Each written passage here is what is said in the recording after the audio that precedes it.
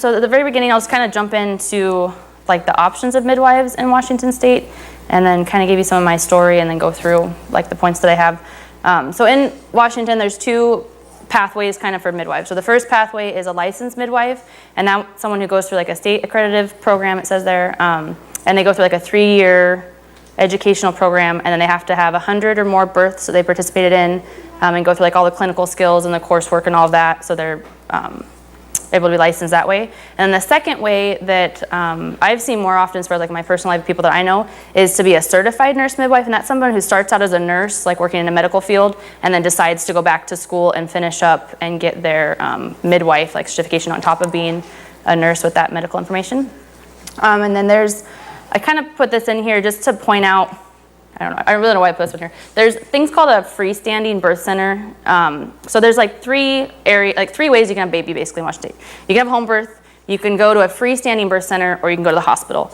In most places, like most hospitals I've researched in our area, they'll call them birth centers, but they're really just a hospital room. Like they're still a hospital. They're not really what we might think of as like a separate like little birth center. And so these freestanding birth centers are a good alternative, like a good middle ground. It's how I wanted to have Eli, and it didn't happen, because it's a good middle ground between like not being at home if you're nervous about like wanting some more options, and then not having to be in a hospital if that's not where you want to be. And there is one of these in Portland. However, depending on your insurance, most insurance won't cross over to Portland like if you have Washington insurance. So like depending on your situation, you might have that as an option. So I just put that in there for you to know like those are some of the options for giving birth in our state. So I'll kind of give my story with the 2 babies that I've had, all that experience. So I had Eli in a hospital, in a birth center, quote unquote, but it was just like a glorified hospital room. And I went through a midwife clinic that there were like 5 midwives, and I was able to have like prenatal visits with all 5 and meet them. And then I got whoever was on call at the time, became like the person to actually deliver Eli. And I went that route kind of not by choice, but because of where we lived. So we lived out in the country. We were like 45 minutes from a hospital, and I wasn't comfortable doing home birth with my first baby, and we only had 1 midwife option in our entire area, and I'd heard very like sketchy things on whether or not like how qualified she was. And so I decided to go with a midwife service out of Olympia that then I thought I was getting like a birth center experience, but then once I actually toured the place, I realized it was just a hospital. But I went through them, and I had a midwife. They were more on the nurse midwife end of it. So sometimes with the nurse midwives, what I've found is that they're a little more lenient towards still being like pro-vaccine and that kind of thing, even though they're midwives. So they're like more natural, but then they also sometimes will push vaccines and things. So I had a clinic. I went there for all my prenatal. They were nice. We were just kind of finding out about like vaccinations and stuff. So we knew like we didn't want to vaccinate Eli, but every like a point when I would come home like crying to CJ about how like they'd like fearmonger me with all this information, and then he'd like have to like we'd have to like go research together, and he'd have to like talk me back out of the fact that no, we don't want to do that.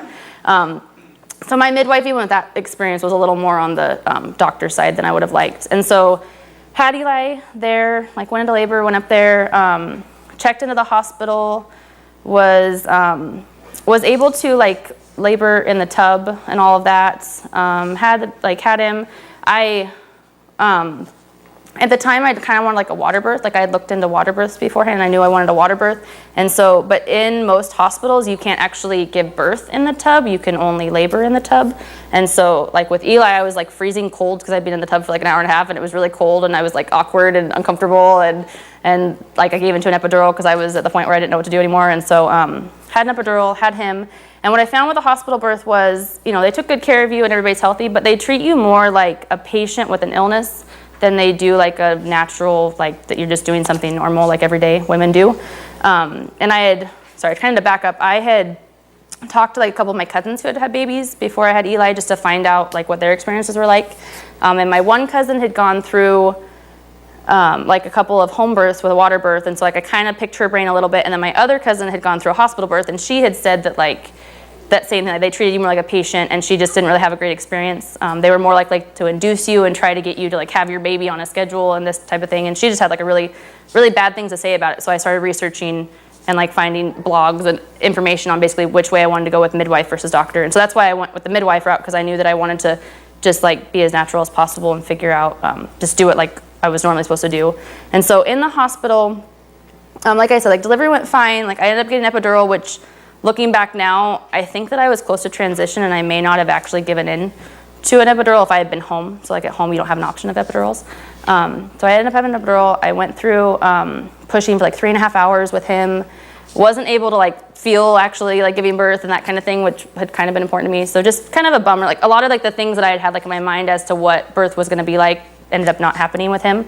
I got skin to skin, but within like, I don't know, 10 or 15 minutes, they took him away and like washed him and took him and did all like the weighing and the like the height measurement and everything. So I just remember like memories of like him crying and freaking out and like me not being able to like comfort him because like they were taking him away and doing all this stuff in the room.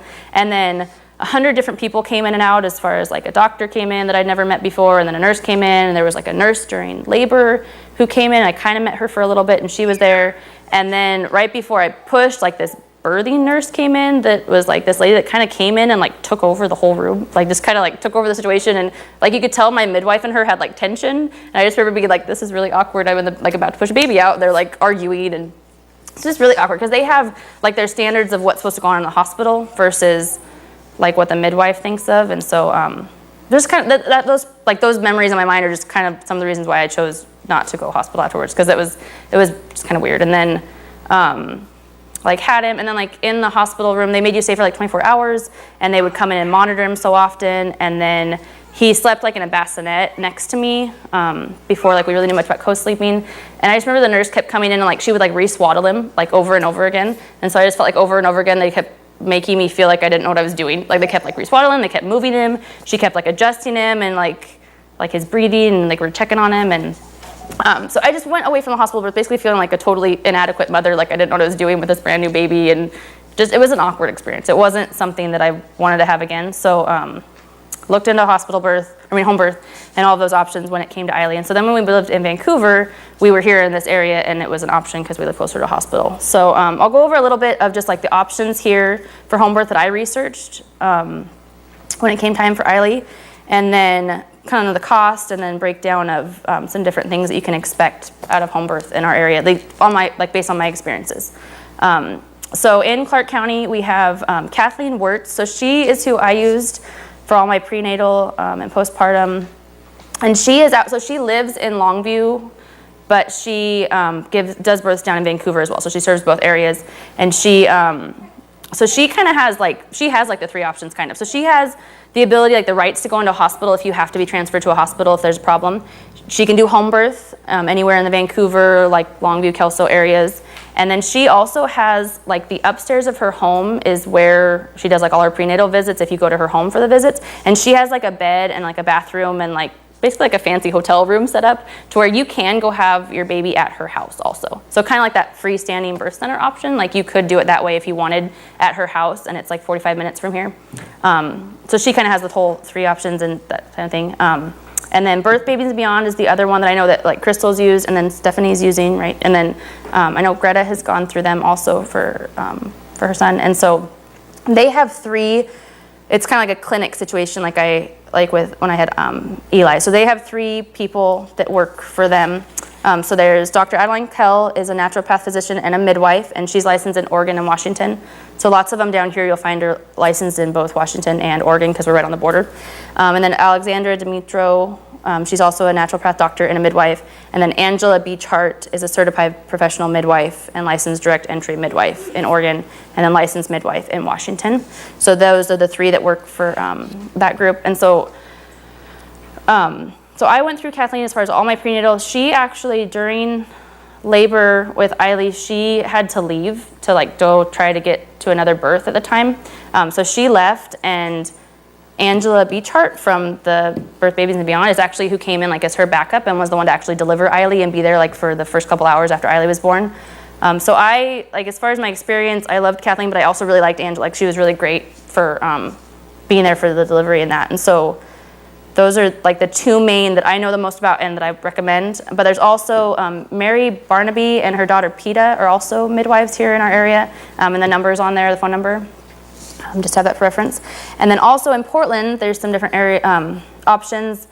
And Sarah Oguchi, I've never met her. I just was recommended her by someone. And then Glow Midwifery and then Nest Midwifery. So these are the three areas, or the three options kind of that I know about in Portland. And a lot of times if you are paying out of pocket, or if you have like organ insurance, you could go to them more likely. And so with Glow Midwifery, I actually interviewed, I think her name was Angela, the lady that runs Glow Midwifery, and she was really awesome and really sweet, and I really wanted to use her, but we just couldn't afford like the out-of-pocket costs to use her because it would have been fully uninsured.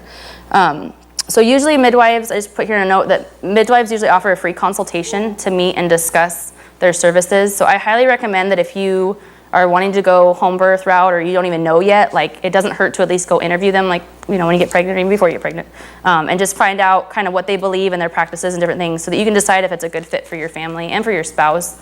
I would recommend, like, if you go to one of these consultations, I've never done it, but I would recommend for other like people that you go with your husband. Because what I found was, like, CJ hadn't really met our midwife, but more than like one time before the baby was born. So then during delivery, like, the husband's usually working alongside like the midwife a lot. Like, I mean, CJ was like filling the tub and like they were working together. And he just, like, I think that he would have preferred to like have known her a little bit better before they were doing such, I don't know, work close together, if that makes sense. Like, he just, like, I just would recommend that like your husband is comfortable with your midwife also, because it's not just you using them, like your whole, you know, family is kind of interacting with them also. And then also to remember that you're paying them to do a service. Like, when you're going and like you're interviewing these midwives, like, to hire them, you're hiring them to do a service to like help deliver your baby. You're not, a lot of times, like with the hospitals, I think doctors, especially like from my experience, doctors can make you feel like you're supposed to just do whatever they say. Like, you just do whatever they say, you do their routine, you go through their little motions of exactly what they tell you to do, you know, and it's like my way or the highway basically. And they make you feel like you're supposed to just follow because that's what they say. And even with doctors, like, you're paying them, whether you're like have insurance or not, like, you're paying them to do you a service. Like, they're doing it for you. And so make sure that they fit with you and your family, because like giving birth is a big deal, especially your first time. Like, it's a big deal, it's a lot to take on. And so you want to be comfortable with the people that you're working with and doing that. And I didn't give a list, but I could find it, like, if somebody needed it. I went to like a Google list of like a whole bunch of questions to ask your midwife, like when you first go meet with them, just about like what to expect, like the practices, the cost, all this stuff, so that you have a good idea, like before you even like commit to like using them, that you have an idea of what to expect throughout the whole process. I really recommend just kind of doing your research with that. So here I broke down the cost for our area. So in our area, it's between $4,000 and $5,000 out of pocket if you don't have insurance, just like depending on the midwife. That's like your upfront full cost. I think it was around like over $5,000. It would have been like to use the Glow Midwifery if we had gone with them in Portland, because they can do Vancouver births. They just, I would have had insurance them. And then you'll end up needing to get a birth kit, and if you want to do a water birth, which most midwives I think kind of tack that on and have you, even if you're just laboring in the tub, as an option. The birth tub rental for me was $100 on top of what insurance didn't cover, and then the birth kit has like all kind of like their supplies, like what they would have at the hospital and stuff, and different things that they need for during labor and then right after post delivery. So we don't like have insurance normally. I don't have insurance. My husband does through work, but we're not able to like be on it, and so I actually qualify for state insurance when I'm not, or when I'm pregnant, only when I'm pregnant. And so state insurance, these options I gave up here are mostly what I'd researched that state insurance would cover. So if you're in a situation where, you know, you only qualify for state insurance during pregnancy, like, this is the options that I'm familiar with. And then if you have state insurance, it won't reimburse the midwives 100% of the cost. So like with Kathleen Wirtz, it would be $500 was what we had to pay on top of it, plus like the kit and the rentals and all that. And then with Birth Babies and Beyond, they asked for like a $1,200 donation or like added on fee for what the state insurance won't cover. And then I know with other insurance, it really just depends on your plan. So like obviously you'll have to look into like what specifically works for you and your insurance plan at the time, based on what they'll cover. But I haven't heard of an insurance out there that doesn't cover a home birth, at least partially, because that's usually included. I mean, you know, if state insurance covers it, most places usually cover it. I know Kaiser, because I looked into that a little bit, because that's what CJ has if like we ever were to go on it. They say they cover home birth. It's a little tricky. Like, I would have to look into it more as far as like the wording of how it works. But I know Kaiser covers part of home birth. But Kaiser is also very specific on like having to go to Kaiser places like for your care. So that would be something you'd have to research if that's what you have. And then I know another common insurance is like the Samaritan's Ministries one. I know like a lot of people that we know use that. And I looked into that at the time for Eiley also, but you have to like have been using Samaritan's Ministries and like paying into that insurance before you get pregnant. Like, you can't, like, if you're already pregnant, they won't cover you unless they add it to like a special prayer list, and then like it might get covered, might not.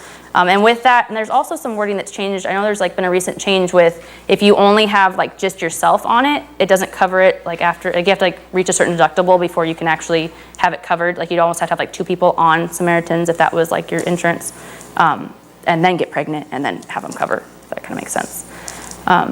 And so a midwife will provide a list of items you'll need to supply for your home birth. So just kind of going along with like the added costs, that they'll have items that aren't necessarily like part of the birth kit that you'll also need like the hose for like filling the tub. And like we connected it to our washer and dryer, or you can connect it to like your faucet in the sink. Like they'll work with you on where to put that. So like you'll need like a hose, like waterproof mats for underneath the tub to have like waterproof barriers. I highly recommend these tablecloths. They're like rectangle tablecloths with like the flannel backing, and then they're like just like normal tablecloth on the other side. I got 2 of those from Walmart for like $5 a piece or something, and that's what we put down underneath because that way it doesn't slip, but it's still waterproof.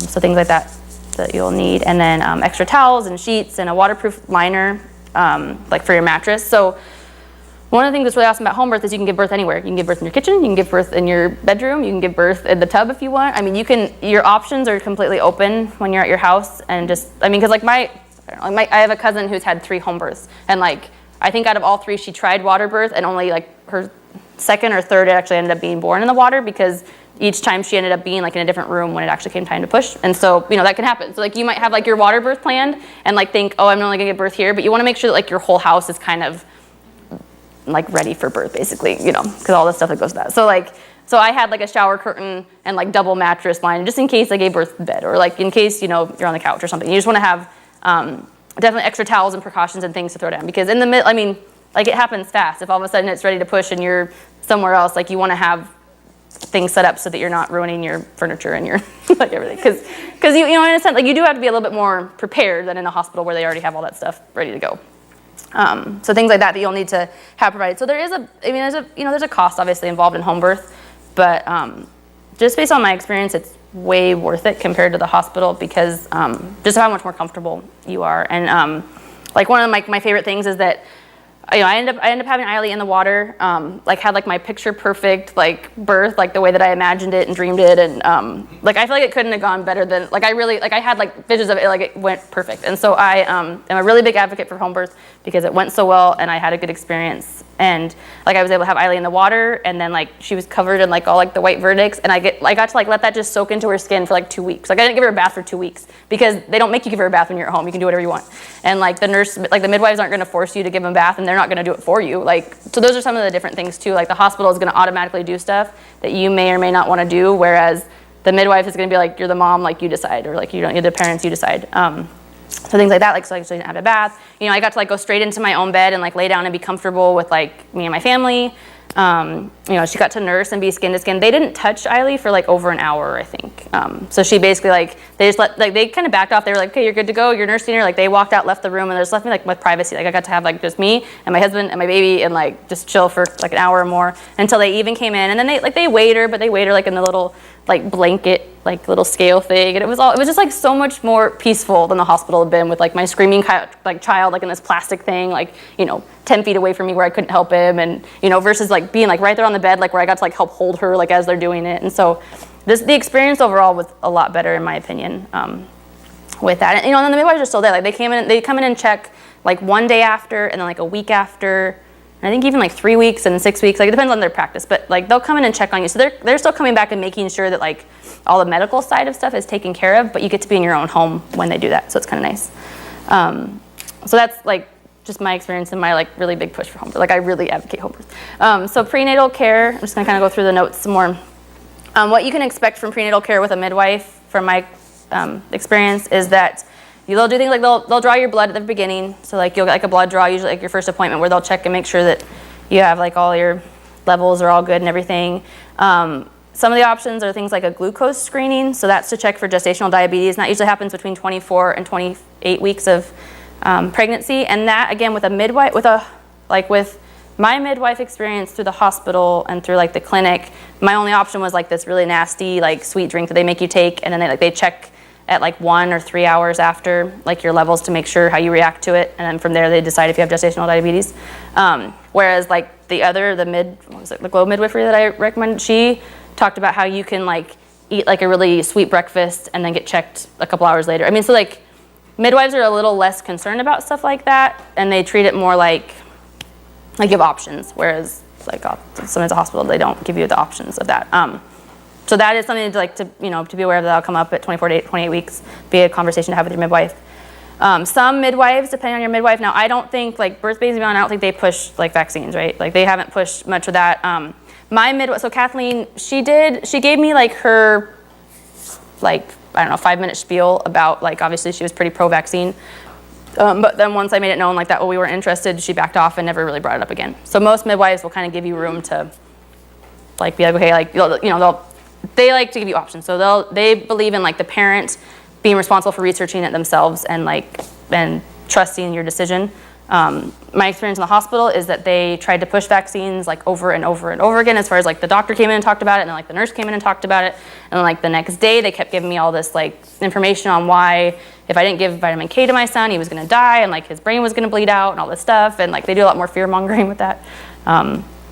And then let's see, so that, and the little ultrasound sometimes at like 8 to 12 weeks, but like I only did the one 20-week ultrasound with Eiley. I did one at 8 weeks and at 20 weeks with Eli.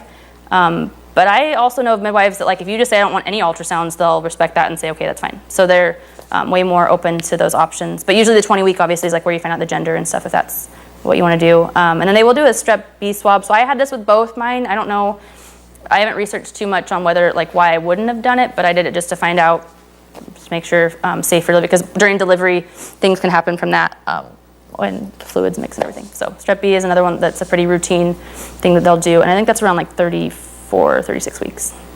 So after baby is born, what to expect at a home birth. They will do, like they did the weight, the height, the head circumference. My midwife came back like the day later and did do like the heel prick. So that's another thing that you'll have to research and discuss if you want to do the heel prick test. And that's where they they do like a heel prick, and then they put it on a piece of paper and then they send it off to the state, and it's basically checking for different like chromosomal like diseases and syndromes and things of their tendencies. So it's just like another check that they do. And then there will be an option of like, I just said it's called eye goop. I'm sure there's like I know that there's probably like the medical version, but it's like an eye goop that they put on, like an eye, like Vaseline stuff on their eyes. And then like the vitamin K. So those are two, the eye goop and the vitamin K are like those immediately after birth things that some midwives still push and will do. We didn't do either with Eiley. We did do oral vitamin K with Eli, just because my midwife had scared me so bad that he was gonna like die like immediately after birth. Like she like really scared me about it. And then after I did more research after he was born and everything, like we didn't do it with Eiley because I realized that God naturally designed babies to like increase their vitamin K around 7 to 9 days old, which is like perfect with what the Bible says. And so, but those are like the two things that they will give you an option of with midwives. My midwife, and I'm pretty sure most midwives, they're not able to give vaccines. So like they can't give the vaccines to your baby. You would have to like go to your pediatrician if that's even something that you would want to do, which like I said, we didn't with ours. But that's one thing that's not, it won't be pushed because they can't even do it with a home birth, whereas the hospital, it's, they have it on tap. And then right after baby's born, like I highly recommend like skin to skin and then delayed cord clamping. So I think it was like 12 or 15 minutes. I was looking back at my like stuff from birth, and I think it was 12 minutes that Eiley was like attached with like the cord before they clamp it. So that's just like, because that continues to give nutrients to baby after they're born, whereas often at times at the hospital they'll just cut it right away and like cut the cord. But there's no, it's better for baby based on my like what I've experienced and researched for them to kind of still get the nutrition from the cord and that for a little bit longer before they cut it. Yeah, so those are some of the options that you'll have right after. So during home birth, some more of what to expect. So by law, 2 midwives must be present like during the birth. So, or one that's in training and one's like a student midwife. So for me, I had like my midwife Kathleen, and then she had to have her student midwife there with her. And then when my midwife actually left during my birth with Eiley, because she had to go catch another birth, and she brought in like a backup, who's the Angela, like I was talking about. Angela came as a backup, so then there was like still the 2 midwives there. And it was planned for my midwife, the student midwife, and like a birth assistant to be there, like as well as my husband and I. But then because my labor went so fast, like the third person wasn't able to make it. But usually they'll bring like a assistant, because a midwife will try to have like those 2 that they have to have, and then sometimes a third person just to help with like, getting everything ready and the supplies and stuff.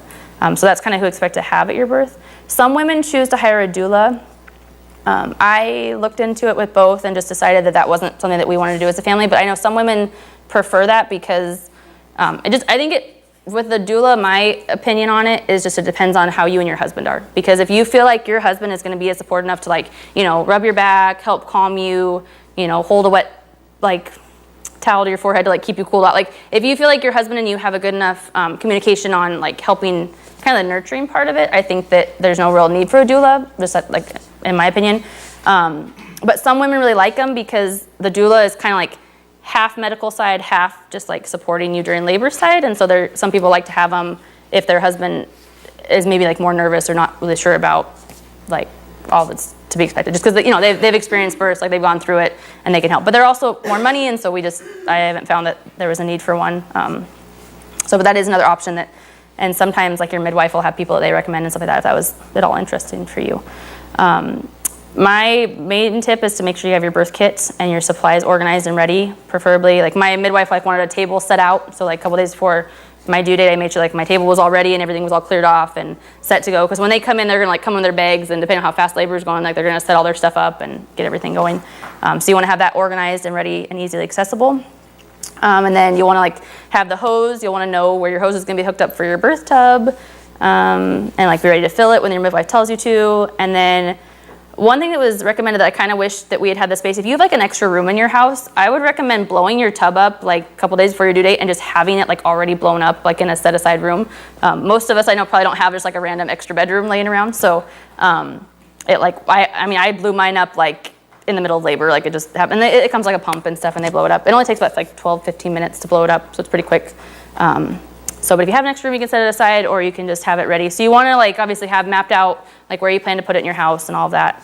And then your midwife will arrive, and they'll remain as long as you need them. So my midwife she was telling me that like by law she was supposed to stay for 4 hours after the baby was born, but then the midwife that was actually there and then like the student, they stayed for about 2 hours after Riley was born, and then they left. So that's another thing about home birth is they kind of stay and make sure you're good, and then they leave you alone. Whereas hospitals, they check in like every hour, or like every 15 minutes, it feels like, to like, take your temperature and do all this invasive stuff. So it was a little bit of that. So I'm gonna kind of stop really quick, if I'm rambling. Are there any questions about like just those pieces of it? Does anybody have questions? Okay. This is a silly question, but I've never heard of delayed cord clamping before. Okay. I don't think. So when they don't cut the cord, so it is still connected to the placenta, or? Yes. All right, so once you deliver the placenta, then they cut it? Yeah. So like when I researched, they said like some people will keep it like for like an hour or something. Like some people like keep it for like a really long time to keep it. But then so it depends. Mine, I mean, like I didn't deliver. It was like 5-10 minutes after was like when I think 12 months was like when mine was cut. So I think like once you deliver it, they say they'll cut it, but some people take longer to deliver it, I think, and so it just stays connected because it gets all like the blood, into the baby and stuff. So that was, Well, it's their blood supply too. Yeah, right, and it gives them like I think like extra oxygen and that kind of stuff. Yeah. Which I heard helps in the case of jaundice as well. Yeah, that's part of the research. That's what I was gonna ask you. Did you experience jaundice with Eileen? Or did you experience that with Eli? Neither of them had jaundice, no. Okay, that's good. Yeah. But with Eli, you didn't do vitamin K? We did the oral vitamin K. Okay, yeah. So, and like a pediatrician came in and kind of like helped. He like at first he was pushing the shot, but then he was like, "Oh, well, I can help you figure out like how many drops." So we did like the drops, like so many for like the next week or whatever after he's born. I don't even know if we finished the drops, to be honest. Did you Can't remember. do the delayed clamping with Eli? No, we just cut, and it wasn't as like that was it. Things happen like really fast in the hospital. I feel like the hospital was kind of like they did it, they took care of it, and then it was different. Did they in the hospital? Did they have anybody help? Like you said, you left inadequate. Did anybody help you with the nursing? Like getting a good lab. So a lactation come in. So that like there was like a lactation consultant. I think came. Yeah, she came like that night. So the birth nurse at the time like kind of came over and like made sure he was he latched pretty good right away, and like and I was fine. And I had a cousin that was like a Leche leader. Like I'd like researched a lot about it, so I felt like I was kind of confident doing it. But I remember her kind of like bossing me around on how to position him, and I was like, well, he seems like he's nursing to me, and she was like, well, it's supposed to be like this. So she kind of like she helped. But then like that night, the lactation lady came in, and same thing. She told me that I was doing it wrong, and kind of tried to like fix him and adjust him, and then kind of left. Like she didn't come back after that. So yeah, there was support, but I just kind of felt like it was like not I don't know, it was just, yeah. And with Eileen, you didn't need the support, or is that something that like if it was your first time? Oh yeah, so if this is your first time, they will. Like the midwives have a lot of training and knowledge in breastfeeding. Like they will help you. And I think, The home birth. yeah. And so like with Eiley, I don't know, I didn't have, because yeah, it was my second. So like I had been nursing, Eli, and so like that, she latched on right away and was good and it was fine. They checked that though. Like she checked and was like, making sure she's nursing, like is she getting fed? And yes, and like she kind of checked Right. and then moved on. But they have knowledge to where if you are struggling or don't know, like they will help you. And I just found that anything I asked them, they were way more just like sweet about it, like more. So not to be a question, but one last Yeah. thing. Yeah. When you gave birth in the water, I've talked to some women and they have torn with each child and they felt that maybe it was because of the water birth. So when you had Eileen, did you have the option where they help massage you and get that area? Because in the water you pickle. Yeah. So I was just wondering, how is that with the water? Yeah, so I was fortunate. I didn't tear with either. Like I had like minor tears, but not needing stitches. So like I tore with both in that way. And the water, she like helped like apply pressure, like with her hand and stuff, like when I was pushing, but didn't necessarily like do anything beforehand. But I think that they, like they know how to, like, cause yeah, like she helped like hold for me to like know where to push and that kind of stuff. So she was kind of down there a little bit, I guess, if that makes sense. Because I did have a friend that was looking into maybe getting to where they'll massage with the oil and get that softened up Yeah. to prevent future tearing. And I think there's options for like, I know like midwives will usually give you like, do you want that or those types of things. Cause I've even like, when I had done my research, it said that sometimes having a water birth prevents tearing more because you're more like loose down there. So I think it depends on the woman and stuff, but yeah. Okay, so I'll just go into kind of like my tips. Sorry, yeah. What was it about not giving the baby a bath? What were you talking about? So babies, there's like vernix, like the white, like, I don't know, it's white, I don't know how to describe it. It's just like all like the white stuff that's on the outside of the baby that's in the womb. So that is like their natural like lotion that helps like, can like moisturize in their skin. But at the hospital, they often like want to like wash that off really quick. Cause the babies like have, they actually had like blood and like the vernix and stuff on them. And so if you allow your baby to just let them soak that in, it's like lotion for them and it's good for them. Whereas at the hospital, I think because it's like kind of gross, like they just want to wash it off really fast. Does that make sense? And you let that stay on for 2 weeks, you said? Yeah, because it becomes lotion, like it goes right into her skin. Because I was kind of nervous too, I'm like, she's really white, and then they're like, it'll go in. And within, I don't even remember when, because like I didn't even notice it. It was within like 20, 30 minutes, like it was gone. Like it had wafted into her skin. So it absorbs, like it goes away. And I don't know, like I didn't feel like she stunk or like that. Like she just, I don't know, I really enjoyed like being able to just keep her sweet, safe, like, baby skin for a couple weeks. So yeah, because, depending on your delivery, there is some, gross parts of that, if you're like, oh, my baby looks disgusting, you might be tempted to like wash them off, but And you were able but it to goes- rub that in. yeah, just rubbed it right in. It was gone. Like her hair even like didn't look greasy, it just went right in. Which So makes sense considering like you don't even give a full bath to a baby until the umbilical cord completely comes off anyway. yeah, right. So Yeah, if you're concerned about the sneakiness or that being unclean, yeah. you really don't I know. fully submerge. Yeah, that's different.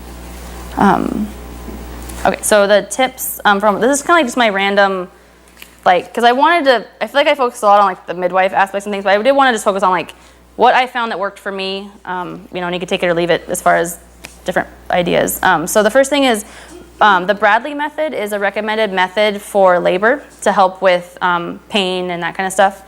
And there are classes that are offered like in Portland and Vancouver around here that you can do. I can't remember the price on them. They cost money though. So they were extra money, and then they would have been like, a lot of them were like in the evenings and stuff, and it just didn't coordinate with like our schedule for like CJ and I to go do it with kids. But Husband Coast Childbirth, the Bradley Method of Natural Childbirth is a book that's from the Bradley Method. So I got it from the library and had enough just information from that book that I felt like I took some tips without having to like go take an actual class. But if you're able to, I think that sometimes like actual childbirth classes can help you to be more ready, because I hadn't actually like practiced a lot of the things that I read about. Whereas if you go and practice them, you and your husband and get an idea. So if you're financially able, I think that they can be really helpful to people that are able to do them if they work for you. But the Bradley method, I was able to. It helped me during labor. So Eiley's labor was way faster than Eli's, and so I felt like I didn't have to like cope quite as much as I did with Eli's. But I was not as like calm. Like I feel like I didn't handle it as well as I wanted to. Like I imagined myself like being more chill, and then I wasn't.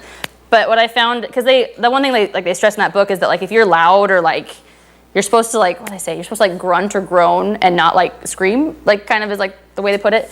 Whereas, I don't know, I was loud during like labor, and that's just, it worked for me, and my baby came out and she wasn't like, you know, distressed. So they make it sound like if you like make any noise during labor, your baby's gonna like be in distress. So I felt like it was fine. So, and another plug on that really quick, I know people have said like that they wouldn't want to have a home birth in an apartment because of like the noise and the different things.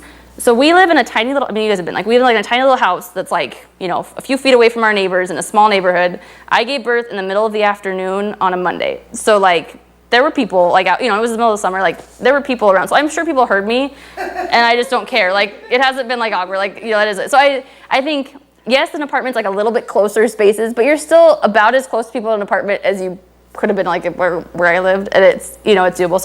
So if you're afraid of like having a home birth in an apartment, I would recommend you do it because you're not going to care.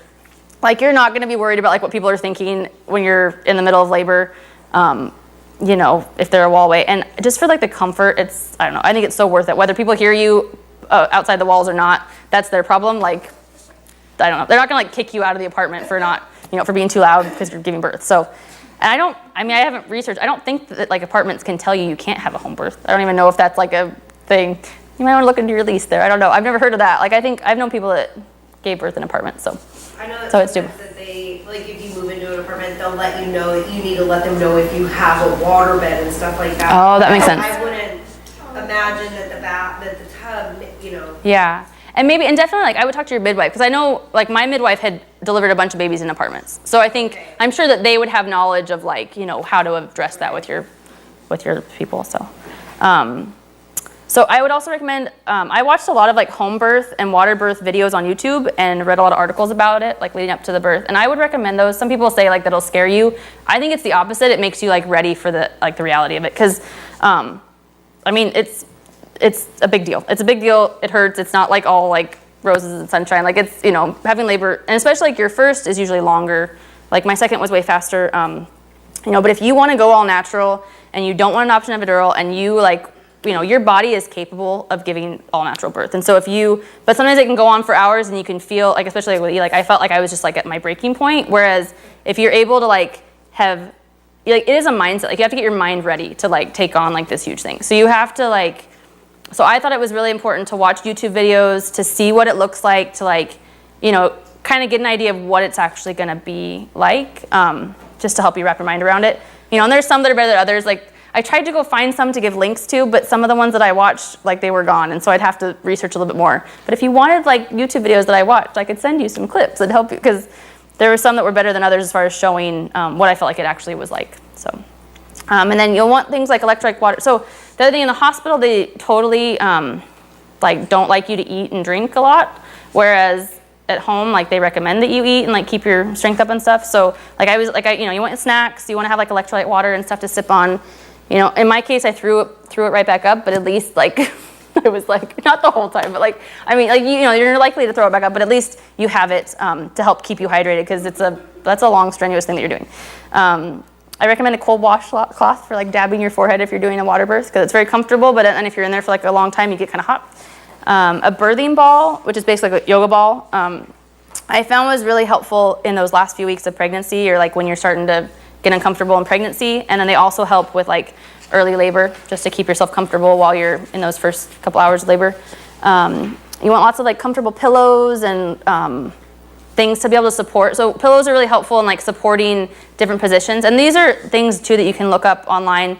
There's tons of different like labor positions that can be helpful to get through the pain, you know, like hands and knees and on your side, and like putting a pillow between your legs, and like on a birthing ball, things like that. And like one of the other like really comfortable like ways to find relief is having a water birth where you have like the tub, because it's like a blown up tub, so like you can like hang onto the side and like just kind of go through contractions that way, which is really helpful.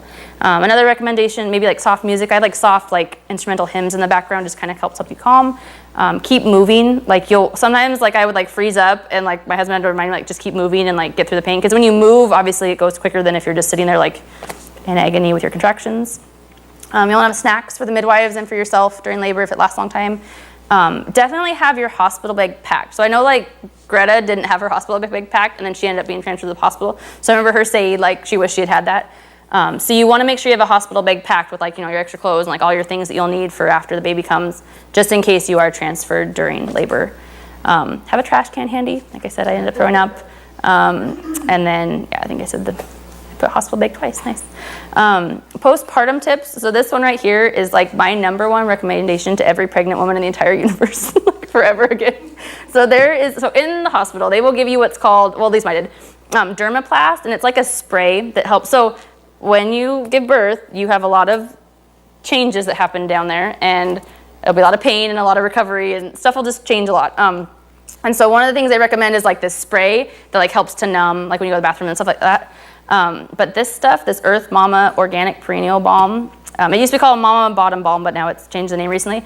It's like really amazing. So I highly recommend this because I used the Dermaplast and it didn't, like it like gives you like some relief and comfort for a little bit and then it like fades. Whereas this stuff is like cooling and really, I don't know, it was amazing. It was really helpful in like postpartum. So I recommend this stuff.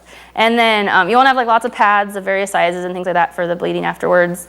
A good water bottle is good for nursing because you want to be hydrated when you nurse right away. Nursing takes a lot of calories. You want to have lots of snacks and things prepared. I highly recommend doing like freezer crock pot meals. So I like pretty much like once a paycheck for the last like 5 months pregnancy, I would just set aside like a little bit of our budget once a paycheck and go out and get extra ingredients. And I would do like double a batch or whatever I was making for dinner. And then I would just set aside the second batch in the freezer. That way it was ready. So I had like a couple months, not a couple months, about a month of like freezer meals afterwards. Because once, I mean like, it was really nice. Like we have like the meal train and stuff through church. And then like, you know, your husband's there to help cook for a little bit if he gets time off work right away. But then once your husband goes back to work and life like resumes to normal, like it's really nice to have like crock pot meals to just pull out and use. Because that way, I mean, you don't really want to be like cooking in the kitchen when you're trying to figure out everything with a new baby. So I recommend that. And then coconut oil was like my best friend as far as for breastfeeding because you'll be sore and, you know, learn how to do it. And so coconut oil is really helpful just in, they also sell like different like nursing, like creams and things you can get, but I just found that coconut oil was the easiest and it worked the best. They will give you these really cool mesh underwear at the hospital that you won't get when you're at home birth unless they're part of your birth kit, which they were part of like mine a little bit, and then I went and bought extra ones. But you just want to make sure you have like comfortable underwear and stuff because you're not going to be in your normal clothes for a little bit. You'll pretty much feel like you're wearing a diaper for like a couple weeks, so it's cool. And then a breastfeeding basket is another recommendation to have, like just set aside with like extra nursing pads and burp rags and snacks and like the coconut oil for breastfeeding and because you're going to spend a lot of time just sitting down nursing your baby for like those first few days. So you want to have kind of your go-to stuff there so you don't have to get up a lot. And then lactation cookies are really amazing because they help you with your milk supply as well as they're really tasty and nutritious. So I have some go-to recipes if you guys are, you know, when you get to that point, if you want any to share. So yeah, and I think that's pretty much all I have. I was just going to do like more questions if anybody had any. And I think that, yeah. You know with the breastfeeding, the birth control, you guys do that? Do we do? Like, because I was talking with someone at work, and I was telling them the breastfeeding is a natural birth control if you follow the steps that are appropriate. Right, so we found that it worked for us. Yeah, well, I mean, some women are different. So like for me, I don't get my cycle back until like almost a year after, and that's with breastfeeding. But I've also known women that breastfeed fully and they get their cycle back like a few months into it. And so it's not guaranteed. I mean, it depends on your body and it depends on your genetic makeup basically. Because if you're the type of woman that gets your period back right away, I mean, it's no guarantee. But at the same time, like even beyond like that coming back, I mean, breastfeeding kept me, I'm trying to think, Eli was 27 months when Eiley was born. So that means he was 18 months. 18 months when I got pregnant with Eiley. And so that was 18 months of fully breastfeeding. And like I had my cycle back before that. Not that you know that, but like I had it back before that, but like breastfeeding still kept me like safe as far as from conceiving. 18 months? Because I remember I was researching a little bit about it. They said that it's up to 6 months and then so it doesn't work anymore. So I've heard that too, but I don't know, it's worked for us. So I think that can also sometimes depend on if you do on demand. So if you put your baby on a schedule and say like, I know women that say like they'll nurse their baby every couple hours and won't let them eat in between. or like they'll try to put their baby on a schedule. So if you do that, like that can mess it up. You have to like breastfeed on demand. So, and something I've been surprised at with Eiley, because Eiley slept through the night from like 2 weeks. And that made me nervous that I was gonna like not have that as birth control, because they say that it's like, you know, it's like the demand. So if they're like breastfeeding every few hours, it keeps it up. Whereas, so she was going up to like 8 hours between feedings, and it still worked for us. I mean, we're 13 months postpartum and I'm not pregnant, so like it works. Basically, you have to breastfeed them on demand, and also you can't, and after they've gotten their cycle back, it's done, right? After that point, if you get your cycle back, or it doesn't work anymore. I don't know, it's still working for us, so I don't know. I mean, it depends on the woman. It's less likely. Like, I think that it's less likely depending on how much they're eating. It also depends on like when you introduce solid foods to your baby. So like, Eli didn't eat solids till he was 21 months old, so like my milk was all that kept him. So I think that's what kind of kept us like birth control longer, was the fact that he was eating. However, Eiley is eating pretty well at a year, and I'm like, it's still working for us. So it really depends on your baby. I mean, if your baby is like eats tons of solids and quits breastfeeding as much during the day, you're more likely to conceive. But so it just kind of depends on the baby and stuff. But yeah, on demand like has worked for us. Yeah, So. I told this kind of the guy at work, he was cussing me out, like he was really mad about it too. I was like, man. See, I think there's plenty of people out there like that we know too that are proof that it works. I mean, for the most part, but I don't know. It's on Planned Parenthood, not that I agree with Planned Parenthood. But F you and Planned Parenthood. I was like, wow. Yikes. Well, and I recently spoke with a pastor's wife that had trouble with like her 6th, 7th child, and he was not happy nursing, and so she actually resorted to bottle feeding. And then she found out, I think after not even nursing for like, I mean, it was just really hit and miss and pumping as much as she could into a bottle, that if she did exclusively night feeding, not just exclusively, but he would do it, and that he would suck all night long, and that has helped also keep her cycle from coming back as well. Yeah. That if there's a constant suckling going on, that's also a good thing. Yeah. And she's kept hers at bay with just the night feeding strictly now. Yeah. He will not do it during the day. So that's hard. Yeah, and that's where it's just based on like each woman. Because I mean, there's no hard and fast rule. We're all, you know, different. And so, you know, I mean, to say that for us it's worked, and I think that for the most, like percentage-wise, probably for the most, if you're really nursing on demand and nursing throughout the night and all of that, it usually works. But it's not guaranteed. So. And how long did it take you to deliver, Eli? So Eli, my labor was like 27 hours with Eli, and I pushed for 3.5 hours, which, what makes me annoyed, this is another like thing against hospital birth, is that I'm pretty sure, so Eiley, I was 8 hours of labor and I pushed for like less than 30 minutes. So based on experience in an all-natural birth with Eiley, I believe that I was probably almost a transition, which is like your hardest point of labor right before you push. I believe I was like almost a transition with Eli, and if I had held out like a little bit longer and not gotten an epidural, I think he would have been born faster. But once you get an epidural, everything slows down. Like your body slows down and like stops being in like active labor. So like I went through like a good hour more like where like nothing was happening and like kind of slowed down, and then like they had to like give me stuff to like ramp it back up, because it's like the doctor's like jumping in and trying to affect your labor. So Why did they give you that? so the epidural like kind of stopped labor and like slowed it down. So they had to give me something to like help my body to start contracting Why again. did they give you the epidural? Because I asked for it, because I was to the point of, because it was, I mean, and that's the one thing about, because it's hard, especially with your first one, like, it's painful, like, it's hard, and so, and I had back labor with Eli, and so, like I said, like, if at home, it wouldn't have been an option. I would have had to just, like, deal with it and get through, but because my midwife, I like didn't realize at the time, I thought she was more supportive, like, against epidurals, and she wasn't. She was like, well, it's 50-50, you could be in this position for, like, 6 or 7 more hours, and so I was just kind of like, okay, I can't do that, so give me an epidural. So I cave into it because it was in the middle and it was hard.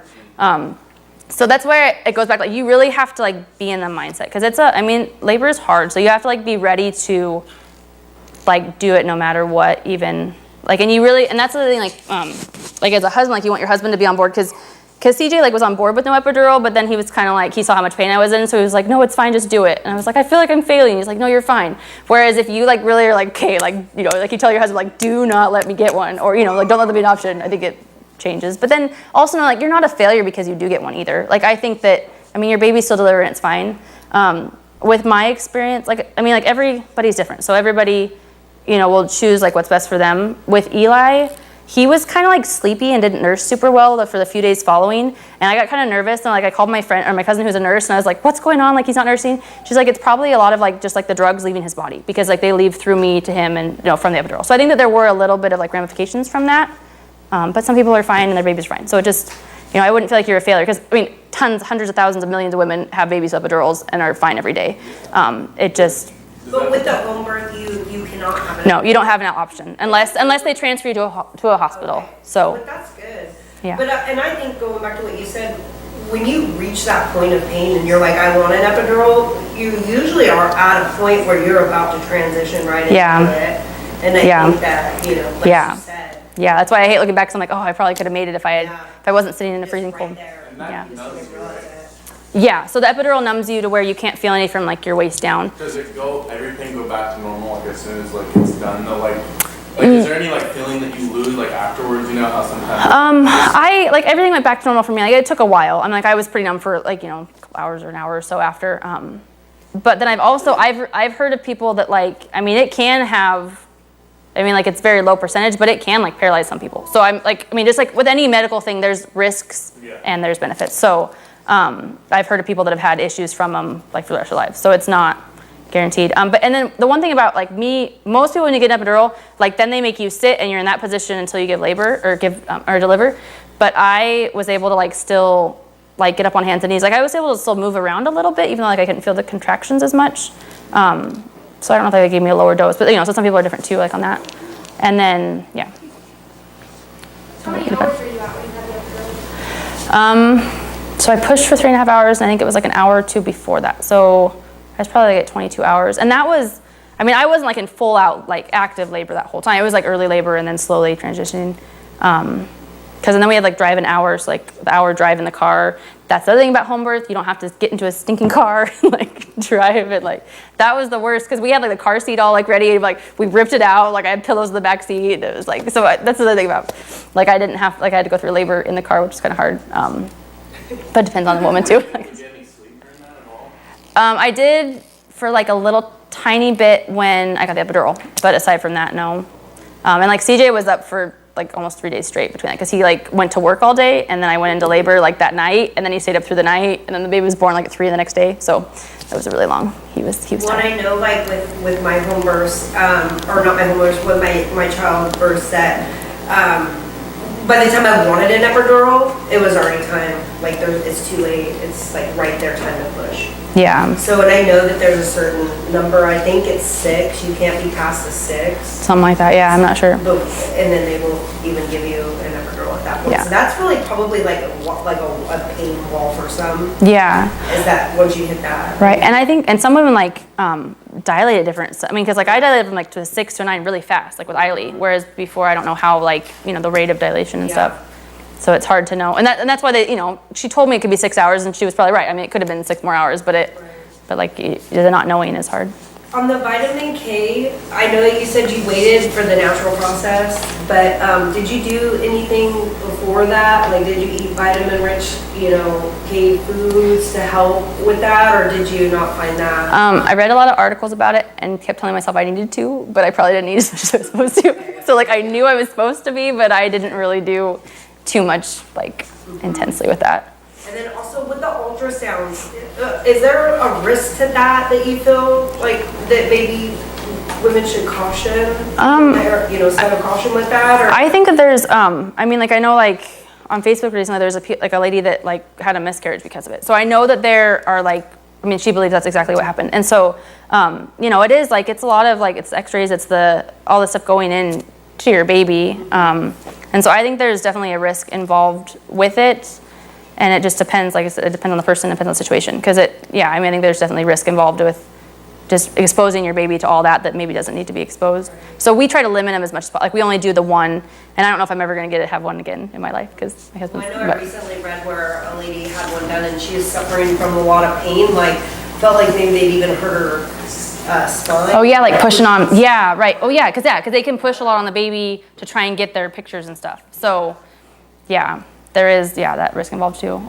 And so, because they do, like if you're a hospital and like doctor, they give them like as often as you want them, and they'll do like 8 weeks.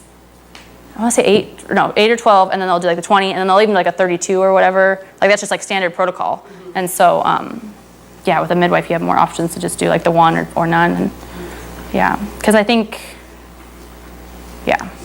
I'm not sure if you know the answers to this, and I know everybody has to do the research, but with the state insurance, if it is you're pregnant, but your husband has insurance, is there a calculator that you would have to go into? Is there a certain, because I know with like state care, Yeah, so there's like a table on like their website that says like the income brackets. Okay. And it's, Even if they have insurance, Yeah. you just can't afford to be on their yes, insurance? yeah. So for me, CJ had insurance through work, but we couldn't afford for me to be on it. So then I got sick. So even though he had insurance through work, because it was like going to be so much a month or whatever, then based on this table of his income.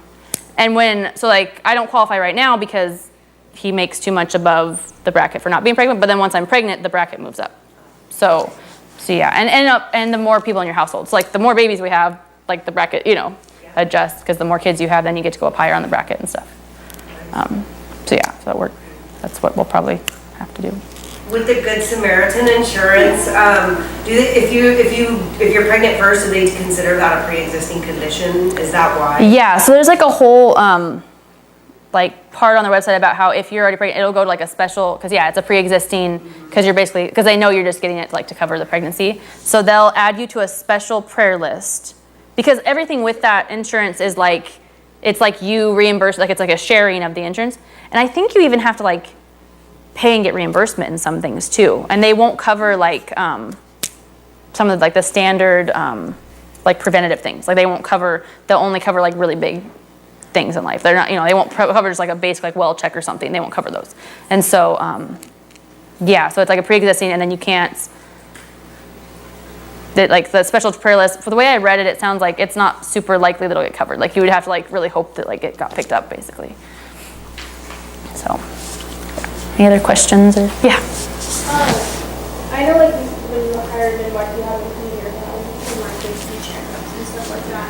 If you're like planning on having a birth in a hospital, could you still get that kind of care when they come to your house, like every once in a while, and then have that midwife there at the hospital, or do you have to use like midwives they have there at that certain hospital? So the way that usually works is you usually would go to the midwife and see what they do, because so if you hire a midwife as like your prenatal like cover like visits, then you would just have to find out which hospitals they have like licensed to and what they're able to do. So it'll depend on the practice whether or not they can go into a hospital and deliver or not. Because I believe like Kathleen, who I use, I believe I don't think she could have just gone in. No, she could. She had like rights at like the Salmon Creek Hospital. So like she usually only used those rights to go in like an emergency case to be able to like help like during that. But I think that she could have gone in and just delivered at the hospital too. Because I know like I've heard where like I've heard stories from people, friends of ours who have had babies in hospitals, and they've had, like their midwife come in and just like lay the law down to like the doctors and say like, hey, this is what they believe, Right. this is how they want the birth done, so that like no one else like try to like just like push vaccines or like take the baby away, so skin to skin, the fourth thing, all that. Yeah, and that is, yeah, they do like, they advocate for you really good, like on what you want and everything, yeah. And they help. And it is a little bit awkward, like in my situation, because like you can tell they butt heads, but like at the end of the day, like the midwife wins because that's the one you're paying to like do, yeah. Yeah, so yeah, they do, those are options. And with a midwife, like a lot of the prenatal visits are at like their offices too. Like they don't do the home visits until towards the end of your pregnancy, like 1 or 2, just to like I mean, you can feel. still have a midwife that you like have. Yeah. That you, like, have in the hospital. Yeah. Yeah, and then probably like based on your midwife, they might even come like visit you like your house afterwards too and stuff. Yeah. Yeah. So, anything else? Just one last thing. Okay. Sorry. And you might have already said it before, but you have a written plan, right? A written plan for like emergencies and transport. They do all that with you? Yeah, so I didn't have like an actual like written thing like at my house, but we had discussed it like towards the end of pregnancy, and like she had like something typed up like that was in my file basically Okay, so to go. you don't have to worry about that, like once everything's going, in your labor, and they're like, okay, this isn't right, board's right, whatever it could be, and they can't do something there. I don't know what they're limited to, but Right. then they know exactly what to do with you, where to send you. Yeah, so they go over that with you, yeah, like in your like final week visits on like where, yeah, to have. And I know that it's a good idea. See, I wasn't prepared enough to do this, but I know it's a good idea like to have that like physically yourself too at home. But so I think they kind of recommend that you have it, but they also usually have it with the midwife and stuff. Yeah. And there are some things that you'll have to like, forgot to mention this too. They do like the, because like if you have a hospital, but they'll do like the birth certificate and all that, like, and they send that all off. And the midwife does the same thing. Like the midwife will like fill that out and like you'll fill out part of it and then she'll send it off and do like the birth certificate for you. And then you have to submit the paperwork to like, if you get like a social security card for your kid and stuff. But that's like all involved. And there'll be different waivers. Like I had to sign a couple waivers saying like that I refuse vaccinations. Because even like for the pregnant woman, they like push a lot of vaccines these days, like the flu vaccine, all this kind of stuff, which then is really harmful to like the baby inside of you, but they like think that that'll prevent certain things. So that like sometimes you have like sign waivers and stuff like that with the midwife too. Like saying you deny certain pieces or whatever. So is that all? Good information. Okay. Can I get down now? The thing that stuck out to me most on that is the instant contact that you were able to have with Eiley right away in that time, uninterrupted. Yeah. I don't think any woman can realize that until they have a hospital birth, probably versus a home birth, because they do take the baby from you for so long, which is also how Josh got the vaccine injury. Was just during that time because they're so programmed to just shoot your kid right away that Aaron didn't even have time to like read the paper. Well, and they're so, I mean, like they go through like hundreds of births, a year. So like they're just programmed to like do everything automatically. Like especially the nurse, they kind of take charge, like this is my job and I just do it. You're just like another check on their list that morning. Yeah. So like CJ had to be like really adequate about making sure that he went with the nurse to go do like the heel prick and stuff with you, like to make sure that he was always with the baby. Because they would have just, they're like, oh, well you can just relax and rest and we'll just take the baby. And he was like, no, like I'm going with you. So you have to be on top of it because they will, especially like, I would just say like if you do a hospital birth, like your husband needs to know what's going on because so much, especially like after birth and like if you like end up like me, like you're just kind of like, you're like in a total like woo state because like once you go into labor, it's a really intense situation and like everything disappears around you. Like you're just focused on like having this baby. And then once you have the baby, you have all this oxytocin that like spreads in your body and you get really happy and really joyful and it's like, that's a great experience. And then if you're not like, cause you're usually like, you're not really worried about like what's going on around you, but you do need to be able to be aware because they'll just like sneak in and do things and and they're not sneaking, that's just what they're used to doing. They're just used to the, good old fashioned, this is what we do with the baby and we go through the routine. And that's what the nurse told her and she's like, well, everybody does. So Yeah. I thought you were. And it's like, Right. once they did it, they couldn't take it back. Right, and so you have to like be really on top of making sure that you're aware and question everything they're doing because they're not used to that. Said, like the fight takes place, like you could, like what Kylie was asking, how, can you have your midwife there? You can, but once you're in the hospital's area. Yeah, that's true. Your midwife does leave. Like, I mean, she leaves like after, the baby's born after a few hours and then you are by yourself, you and your husband, like with the hospital staff. And like she came back in and checked the next day, just like she would at home. Like they come back the next day, but there's definitely a few hours where it's just you and your husband and the baby and like the hospital staff, so. And the doctors can assert them just like that. So if they feel that, well, you're incompetent, they're just moved right out of the way too, right? Yeah, so yeah, you just have to really like know your stuff and like and be able to be assertive on like what you want. And yeah, because remember because doctors have a really good way of acting like you just do what they say, whereas like I said, like you hire them, like they are serving you no matter what they think. Like, so, and knowing like, we didn't push it very much. Like we had to stay for the 24 hours and I really just wanted to go home and like CJ wanted to go home, but we had to like wait until they have like a whole checklist of like things that you have to do and the baby has to do before you can leave. But then I also have known women that if you just sign off and say like, you're not liable if my kid dies and like say, see ya, like I'm leaving, like knowing that's something that I didn't realize we had more authority than I thought. Like we could have just left with our baby, but I didn't think about that because I hadn't been in a situation like that to know to say that or to, so, cause you don't have to do everything they say basically.